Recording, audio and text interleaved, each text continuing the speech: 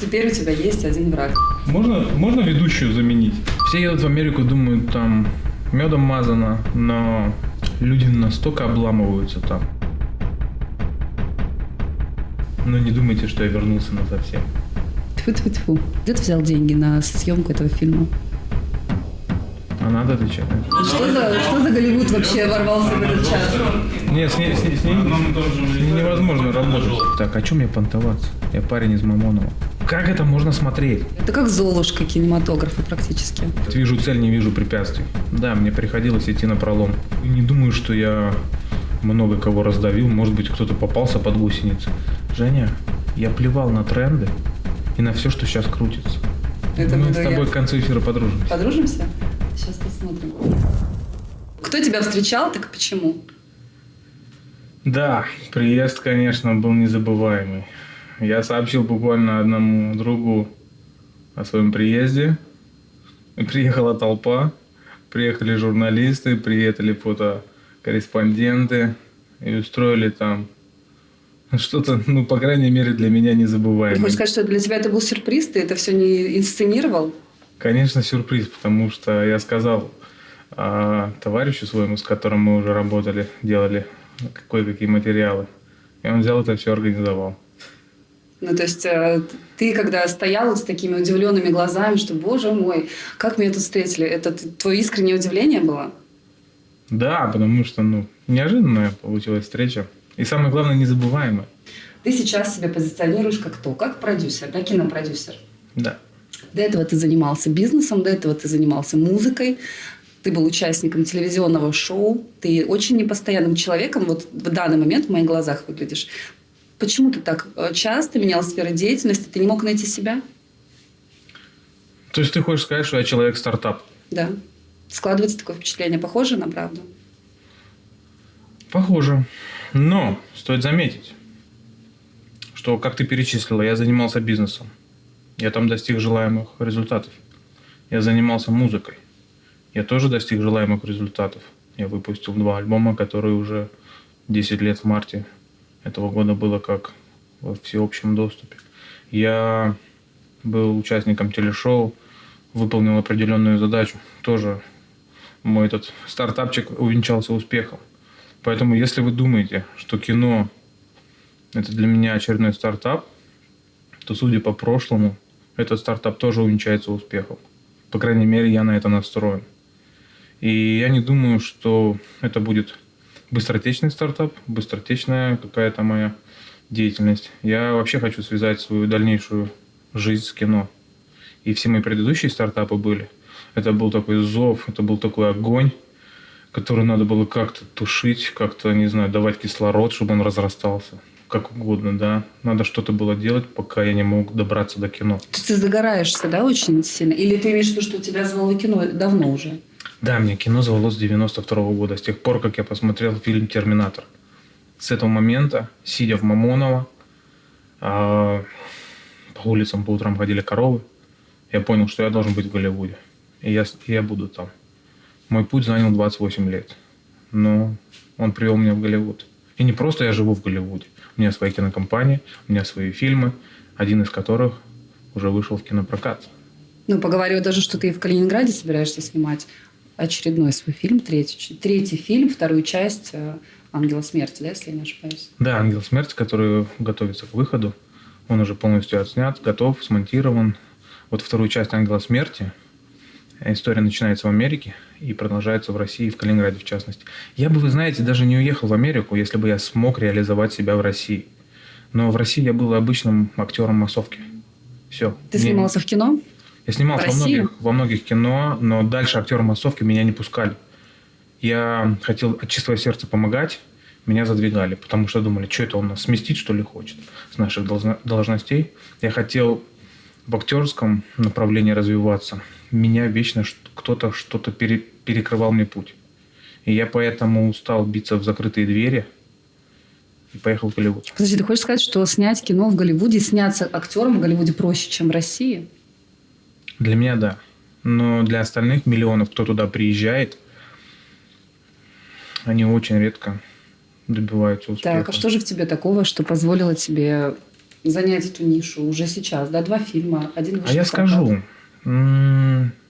может быть, в Голливуде поле боя гораздо больше, и можно где развернуть свой танк. А что за танк вообще? Расскажи, откуда это пошло? Ты же везде себя позиционируешь как Илья Танк Шилов. Танк – это твое второе имя. Я, когда выпускал музыкальный альбом первый, думал над своим сценическим псевдонимом. И почему-то танк у меня сразу всплыло. И я понял, Ну, танк. в смысле, просто как-то всплыло. Какое бы слово себе там взять, да, танк? Оно же должно что-то символизировать. Почему? Ты танк? Танк меня преследует всю жизнь.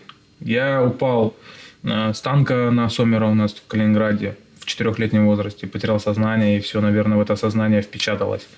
Вот эта железная махина. Потом в 7 лет я шел на дачу к дедушке с продуктами, и солнце так пекло, что я уже обмяк, уже сел на обочине, сижу, думаю, без воды как бы дойти оставшийся там километр. И тут подъезжает танк. У нас рядом с дачей был танковый полигон в Мамоново. Если кто помнит, то там раньше был танковый полк. И танкист останавливается просто на дороге рядом со мной. Типа, мальчуган, ты чего? Да, я к бабушке иду там с дедушкой, у меня авоська с продуктами. Ну, прыгает в танк. И я в танке доехал до бабушки с дедушкой. Поэтому это второй раз, когда меня преследовал танк. Не просто там где-то в мыслях, а вот в самом настоящем понимании. И потом я посмотрел на свою жизнь и подумал, что, как моя знакомая говорит, вижу цель, не вижу препятствий. Это про тебя? Да, мне приходилось идти напролом. Не по головам, а мне приходилось идти напролом. А это разные вещи. Да, я как бы не думаю, что я много кого раздавил. Может быть, кто-то попался под гусеницы. Но я всегда... Что значит по гусенице? У тебя есть враги? Есть Враги? Да не знаю, нет. Врагов-то я особо не нажил. Ни с кем не конфликтовал никогда. Я не был конфликтным человеком. Я кажусь им, но я не такой. Я совсем другой, нежели тот, как меня люди видят. Поэтому... И как тебя люди видят? Как ты думаешь? Люди меня боятся, люди меня опасаются, люди боятся со мной заговорить. Потому что думают, что что-то произойдет. А ничего не произойдет. Произойдет плодотворный союз, успешный проект, что-нибудь будет классное. Ну, все, кто меня лично знает, я тебя перебью, все, кто меня лично знает, они как бы только положительное из общения со мной черпают.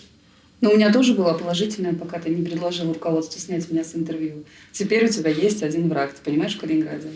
Это Мы буду с тобой я. к концу эфира подружимся. Подружимся? Сейчас посмотрим. Есть это классическая американская мечта. Все едут и представляют себе какую-то определенную жизнь в Америке. Наверняка представляют ее очень благополучной. Твоя американская мечта, вот она как-то срослась. Твоя жизнь в Америке сейчас тебя устраивает? Все едут в Америку, думают, там медом мазано, но люди настолько обламываются там, свои крылья ломают, свои, не знаю, как это назвать, характер ломается, все ломается. 9 из 10 убегают обратно, только 1 остается. И первый год, переломный момент такой, как бы надо прожить первый год, потом ты уже немножечко привыкнешь. А так первый год там другой мир, там есть все как у нас, но там все по-другому. И ты начинаешь жизнь как с нуля, как будто тебе 5 лет, и ты вот вышел в осознанную жизнь. Поэтому кто сможет переобуться, такое слово прикольное, кто сможет И переобуться все на новый часто лад. используют это слово, да, значит, что быстренько раз и поменять свои какие-то эти Да, установки. поэтому если ты сможешь адаптироваться, если ты сможешь понять, как здесь живут люди, ты начнешь там жить. Но чтобы достичь успеха, это в Америке дело случая. Это даже не результат твоей работы, потому что там все работают, но к желаемому успеху приходят единицы. Там все-таки все равно есть доля случая. Поэтому у меня было в моем продвижении в Голливуде и доля случая, и целенаправленная, упорная работа в направлении попасть в кино. И вообще я пошел с самого долгого, но грамотного пути. Я пошел в киношколу. И поэтому я как бы понимал, что это долгий будет процесс, но наверняка. И он оказался самым коротким и самым быстрым. По сравнению с тем, чем занимаются мои друзья, знакомые, которые хотят попасть в Голливуд, минуя киношколу. Поэтому я всем говорю, ребят, если хотите быть в кинобизнесе, пойдите в киношколу. В России много киношкол, за рубежом много киношкол. Но это самый короткий путь попасть в кино. Не надо там свои проекты пытаться снять или еще что-нибудь. Они будут выглядеть любительскими. Очень любительскими. И вас не смогут оценить за ваши знания. Потому что то, что делаете вы, делают почти многие. Почти все делают. А вот то, что вы будете делать после киношколы, вы будете делать в кино. Ну, вот если у тебя в команде неопытные люди, у тебя получится кино любительское. А если у тебя в команде опытные люди, то получится кино профессиональное. И неважно, если один из людей, будь то актер, будь то там какой-нибудь, ну не оператор, конечно, будь там кто-нибудь еще, если он не дотягивает, то остальная команда, уровень кинопроизводства, он подтянет этого слабака. И будет все на уровне. Поэтому я не скажу, что я шикарный актер. Ну да, тут надо упомянуть, что ты главный герой обеих картин своих. Да. Сам себя снимал. Кто, если не сам снимет меня в кино? Это точно. Поэтому пришлось. Меня никто не берет в кино. И я не думаю, что будет брать. Ну, я не расстраиваюсь. Я буду дальше свои фильмы снимать и радовать зрителей. Ты мне знаешь, что? Скажи, пожалуйста. Я вчера смотрела на Кинопоиске фильм, проект «Время назад». И внизу есть графа, где указан бюджет фильма. Он больше $1 миллион. $1 200 000, если не ошибаюсь. Где ты взял деньги на съемку этого фильма? А надо отвечать на это? Ну, если это не секрет. Почему? Всем интересно. Ты просто калининградский парень. Поехал. Ну, давайте я расскажу. Во-первых, из этого бюджета я много заплатил сам себе. То есть, вложил деньги и вернул деньги. Потому что я на проекте возглавил больше 10 департаментов. То есть, больше 10 ключевых позиций я выполнил сам. Это, то есть, в титрах идет Илья Шилов? Да, там в конце фильма титры начинаются. Если дождаться определенного момента, ты увидишь, что там так вот прям безостановочно идет мое имя. И написано, что, какой департамент я возглавлял. Мне сказали, что так не делается. Обычно пишутся фейковые номера, вымышленные. Я сказал, да слушай, фильм крутой? Крутой. Голливудский? Голливудский. Так пусть все знают, кто его сделал. И поэтому я оставил свое имя везде. Поэтому тут уже я часть бюджета себе вернул. Так. Дальше я пошел на сделку со съемочной группой. То есть я им часть денег должен был после выхода фильма. Поэтому 1 200 000 там не фактически вложены мной, там поменьше. Но многие деньги я заработал в Америке, работая в Uber. Да, слушай, какая интересная история. Это как Золушка кинематографа практически. Как тебе вообще в Америке живется? Вот, чисто по-бытовому. Тебе там комфортно? Ты чувствуешь себя уже там местным? Ты знаешь, у меня в Америке есть абсолютно все, чего у меня даже не было в России в лучшие свои финансовые показатели. Например? В моей душе там одиноко. У меня Да? есть все, но мне одиноко. Поэтому я когда приехал, я пошел, поел шаверму на рынке у своего любимого повара. Я пошел, купил галицкий хлеб, намазал маслом с сахаром и с чаем, заточил. Я прошел по Калининграду. Ну, а что тебе здесь в Калининграде дает ощущение дома? Люди или просто вот родная земля? Чего тебе не хватает в Америке, того, что есть здесь? Люди уже другие, уже многие выросли, уже с друзьями сложно встретиться, у всех свои заботы, хлопоты. Мне дают воспоминания, ощущение, что я дома. Я вообще живу прошлым, и мне говорят, что не надо так жить. Но я всегда вспоминаю детство, ту атмосферу, в которой я вырос. И я тебе говорю, я никакой ресторан не променял бы на краюху хлеба с маслом, с сахаром. Если бы ты мне в Америке сказала, вот выбирай галицкий хлеб с маслом, сахаром или ресторан самый крутой в Беверли-Хиллз, я скажу, я лучше хлеба поем. Ну, у тебя есть там возможность хлебушку покушать? Нет, этого нет. Мне когда друзья летят из Калининграда, спрашивают, Илья, что тебе привезти? Может, что-то там классненькое, прям вещь какую-то забыл. Я говорю, галицкого возьмите хлебушка. Они сначала на трубке такие, что тебе? Думают, что это шутка. Я говорю, пойди на хлебзавод на улицу Галицкого и возьми хлеба галицкого. И привозят. У меня даже в Инстаграме есть видосики, где мне ребята привозят хлеб, вручают, я это все снимаю, мы смеемся. Знаешь, говорят же, что нет более патриотичных россиян, чем те, которые живут за границей. Наверняка тебе там тоже комфортно. Личная жизнь у тебя там выстроена. Каково тебе там найти невесту в Голливуде, реально? Вот смотри, касаемо патриотизма. Вот даже папа мне говорит, вот, американец. Невесты ушел так. Ты сказала про патриотизм, потом про невесту. Давай вот про патриотизм. Вот я одеваю майку с флагом. Мне отец говорит, что ты напялил этот флаг? Вот что это такое? Я говорю, пап, тебе вообще бояться нечего. У тебя сын патриот. У тебя сын пиарит Россию, Калининград, Мамонова. Вообще на весь мир пиарит. Это американцам надо опасаться. Он такой, почему? Ну, я ему спрашиваю, ты видел в России, в Калининграде, в частности, американские танки? Он такой, нет, не видел. Ну, а в Америке есть уже один русский танк. Поэтому это им бояться надо. Вот. Поэтому как бы с патриотизмом мы вопрос решили, с моими американскими флагами. Просто мне нравятся эти футболки, я обычную футболку. То есть ты патриот, любишь родину? Да, я патриот, я качаю за Калининград, за Мамонова, за Россию в целом. И второй вопрос ты спросила про личную жизнь. Про личную жизнь. В Калининграде, я так понимаю, у тебя семьи не было, ты уехал в Америку один. Как бобыль?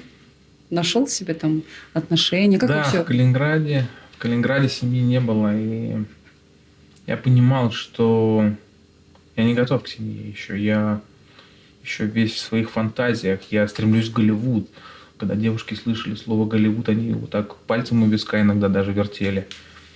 Но я понимал, что я еду в Голливуд. Не сейчас, так через 10 лет.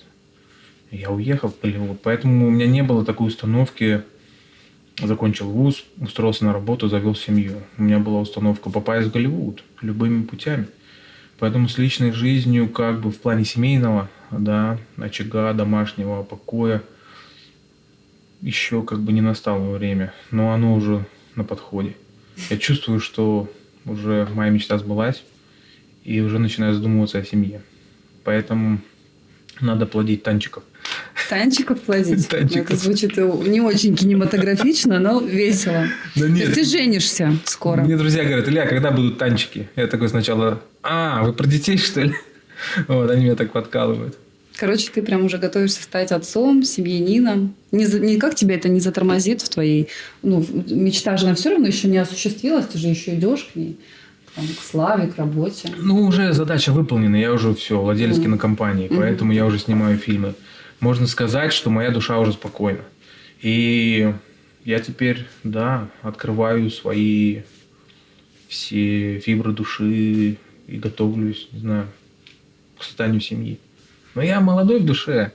Ты смотришь на меня, вроде не молодой парень, но я такие безбашенные вещи творю, что... Например? Что скажет, и сколько вы, говорите, ему лет?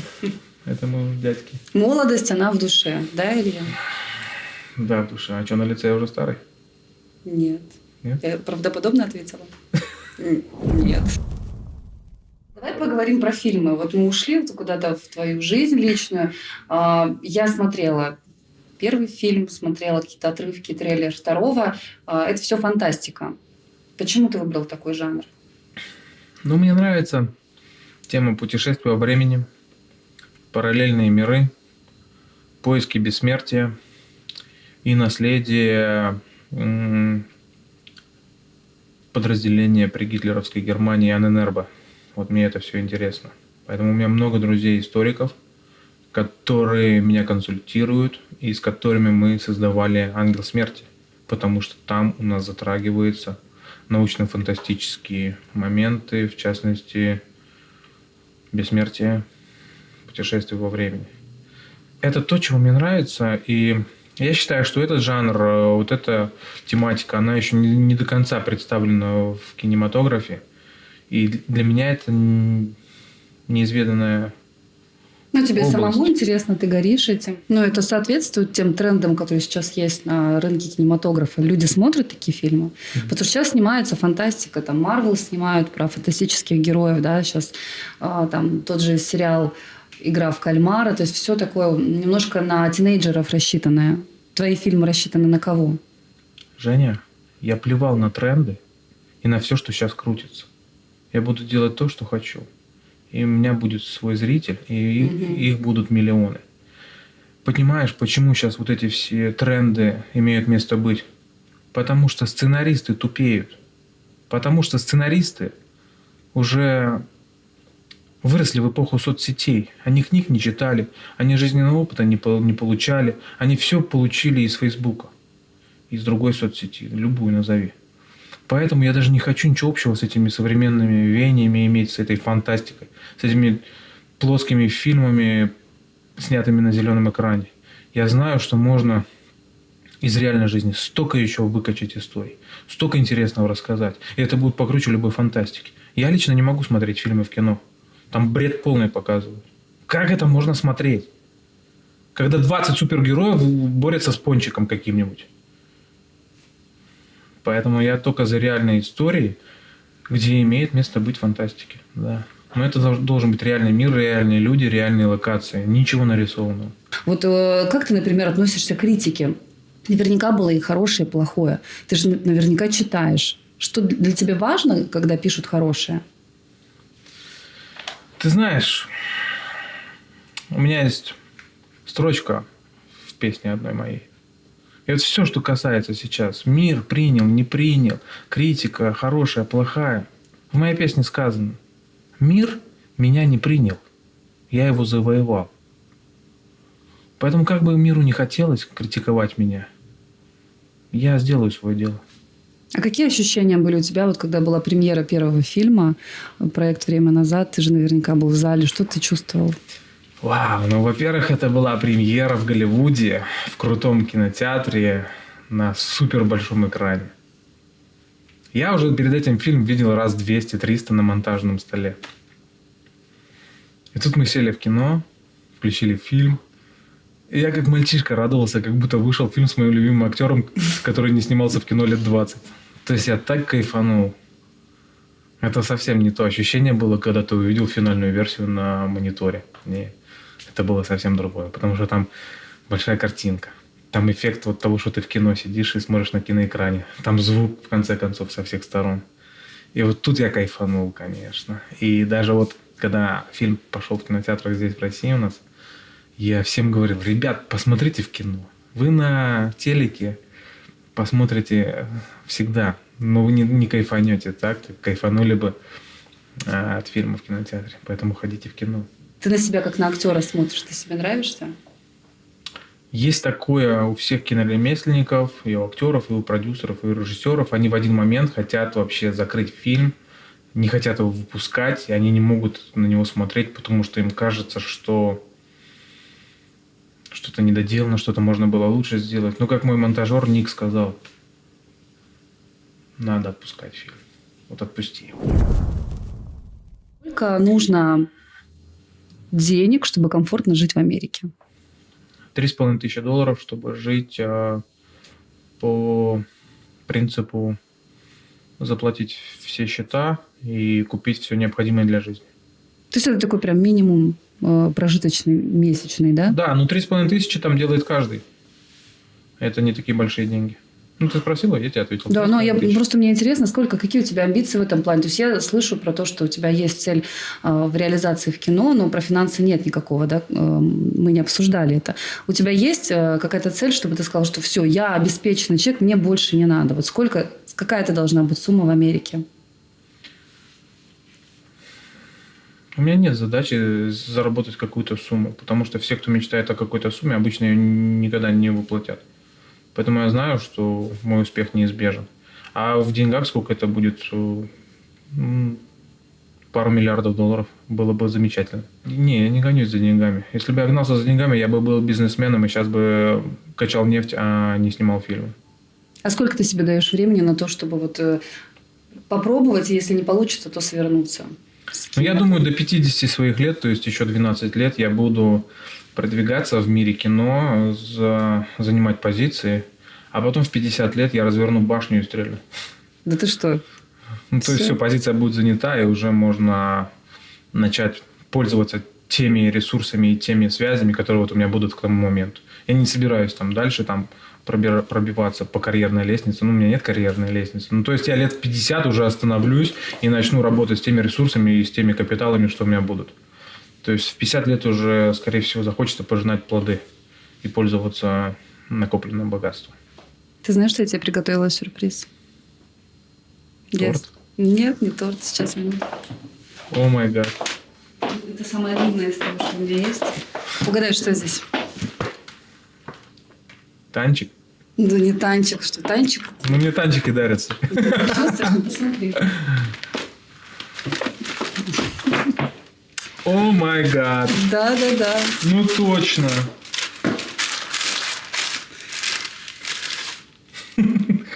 Ты почувствовал, ты сидишь уже час в студии, не чувствуешь, как пахнет, все, он горяченький еще. Вот Где ты его взяла? я его специально для тебя купила. 3 буханочки, потому что ты говорил, что у тебя дома в морозилке, да? Ты не врал, когда говорил, что у тебя дома в морозилке всегда замороженный хлеб бородинский. Ну, хлеб из Калининграда привозят.